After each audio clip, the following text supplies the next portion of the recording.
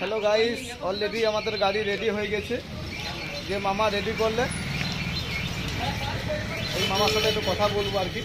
মামা একটু বলো কতক্ষণ লেগেছিল গাড়িটা তোমার দোকানে? 9টার সময় লেগেছে।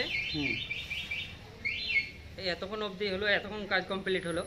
মানে সকাল 9টা থেকে সন্ধ্যে 5টা পর্যন্ত? 5টা পর্যন্ত, বিকাল 5টা। বিকাল 5টা পর্যন্ত।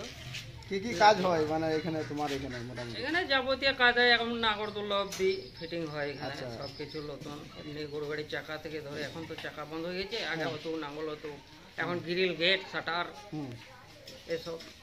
আচ্ছা, তো গাড়িটা মানে বাইম লাগলো নাকি এই গাড়িটা? যেটা বুলেটটা বানাইলে তুমি? হ্যাঁ, তো খুবই ভালো লাগলো মামার সাথে কথা বলি। আগামী দিনে সবাই আসবে এখানে, বিভিন্ন রকমের কাজ হয়, নাগরদোলা থেকে ধরি, মানে যত রকমের জিনিস আছে সব মামা করতে পারে আর কি। এমন কোনো জিনিস নাই যে হবে না মামার দোকানে, নাকি মামা? এলে অবশ্যই হবে, কেউ ঘুরে যাবে না। এমন এমন মোটরসাইকেল বানাচ্ছি যে 10 কুইন্টাল বা 1 টন মাল টানছে। মাল টানে কয়লা, গাড়ি গেল কাজ হয়, সকাল ফিটিং হয় সব। ঠিক আছে বন্ধুরা, ভালো থাকো। আগামী দিনে অন্য কোনো ভিডিও নিয়ে আবার উপস্থিত হব। এই পর্যন্ত রইল ভিডিওটা। আসসালামু আলাইকুম। অলরেডি গাড়ি আমাদের রং হচ্ছে, গাড়ি রং হয়নি। যে কেরিয়াল আমি বানালছিলাম বাইরে যাওয়ার জন্য, সেই কেরিয়াল অলরেডি রং করছি।